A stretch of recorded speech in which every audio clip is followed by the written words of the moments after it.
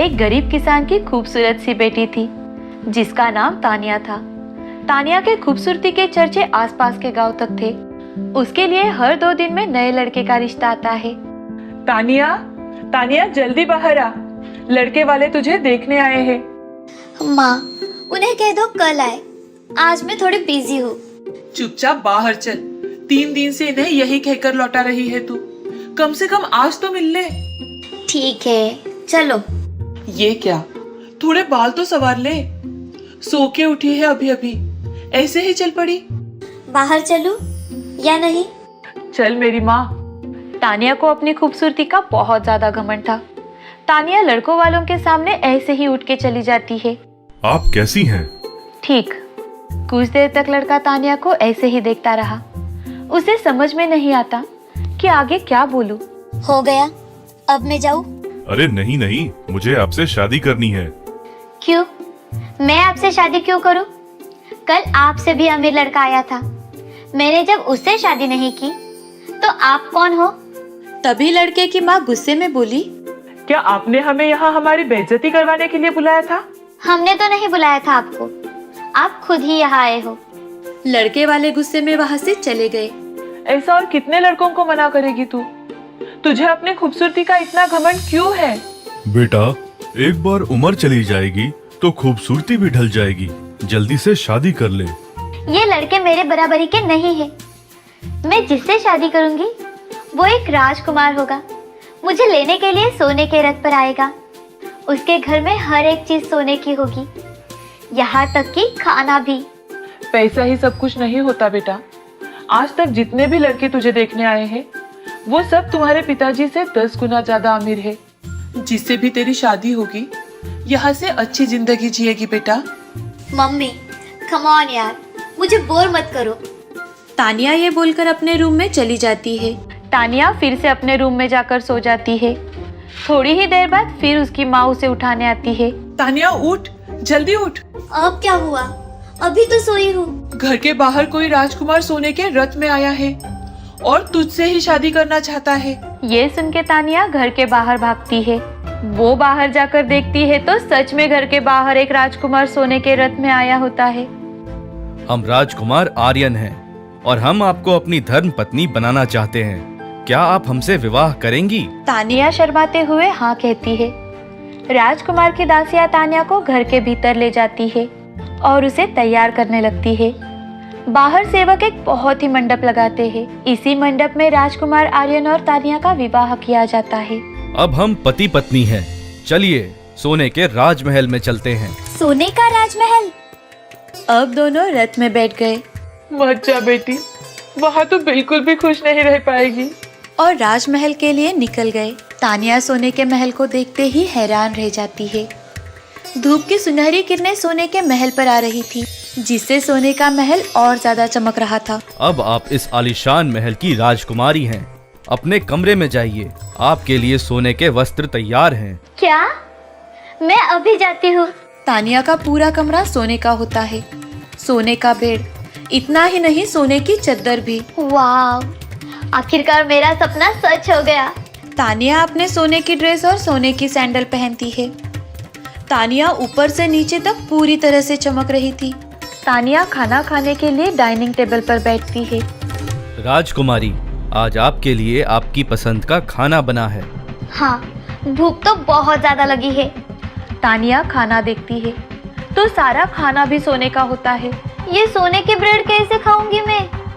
मुझे तो बहुत ज्यादा भूख लगी है, मुझे खाना दो। यही खाना है राजकुमारी, हम सब सालों से यही खाते आ रहे हैं। आपको भी यही खाना होगा। तानिया परेशान हो जाती है। मुझे रोटी खानी है, वो वाली। वो खाना नौकरों के लिए है। आप यहाँ मेरी नाक कटवाने आए हैं क्या? आपको यही सोने का खाना खाना होगा। अगर आपको ये नहीं खाना है तो अपने कमरे में जाइए। राजकुमार का गुस्सा देखकर तानिया अपने कमरे में चली गई। इस सोने के राजमहल से तो 100 गुना ज्यादा अच्छा मेरा घर था। हे भगवान, मुझे अपनी पहले वाली जिंदगी में वापस भेज दीजिए। प्लीज प्लीज प्लीज भगवान। तानिया रोते हुए नींद से उठ जाती है। ये सब एक सपना था। अच्छा है, ये सपना ही था। तभी वही लड़का दोबारा तानिया के घर आता है। वो अपना कुछ सामान वहीं पर भूल गया था। तानिया अपने कमरे से भागते हुए बाहर आती है और उस लड़के से शादी के लिए पूछती है। क्या आप मुझसे शादी करेंगे? हाँ, क्यों नहीं। कुछ ही दिनों बाद तानिया के पिताजी बड़े ही धूमधाम से और खुशी से तानिया की शादी उस लड़के से कर देते हैं और इसके बाद तानिया हमेशा खुश रही, क्योंकि अब उसे सोने के रथ और सोने के राजमहल की कोई जरूरत नहीं थी और ना ही कोई लोभ था।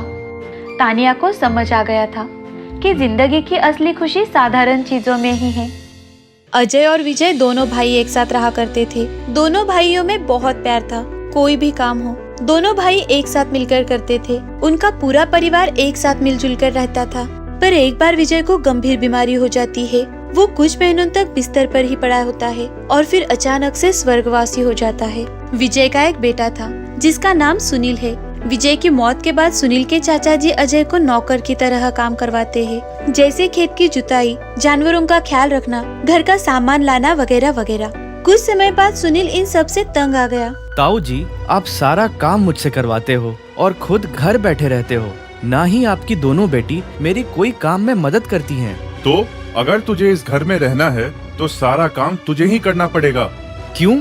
इस घर पर जितना आपका हक है उतना मेरा भी है। अरे पागल हो गया है क्या? मेरे पिताजी ने अपनी जायदाद मेरे नाम पे कर रखी है।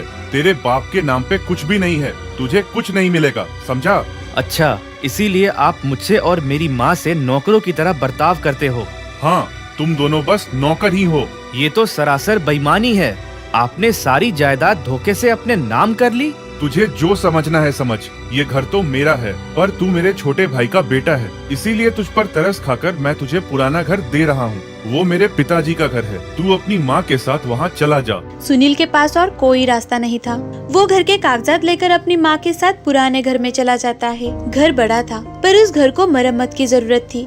घर के आगे एक छोटा सा आंगन भी था। माँ, घर तो अच्छा है पर सफाई और मरम्मत की बहुत जरूरत है। हाँ बेटा, तेरे दादाजी को ये घर बहुत पसंद था। मेरी जब शादी हुई तो पहली बार मैं यही आई थी। तेरे दादाजी यही आंगन में चारपाई पर बैठते थे। सुनील और उसकी माँ घर की साफ सफाई में जुट जाते हैं। अंदर से घर की हालत और भी ज्यादा बुरे थे। घर की सफाई करते करते सुनील दूसरे कमरे में चला जाता है जहाँ एक बड़ा पतरा गिरा था। सुनील जैसे ही पतरे को उठाता है अंदर से एक सांप निकलता है। अरे बाप रे, ये तो बहुत बड़ा सांप है, पर मैं तुझसे नहीं डरूंगा। हे सांप, तू यहाँ से चला जा, वरना मजबूरन मुझे तुझे यहाँ से निकाल फेंकना होगा। तभी वो सांप सुनील से बात करने लगता है।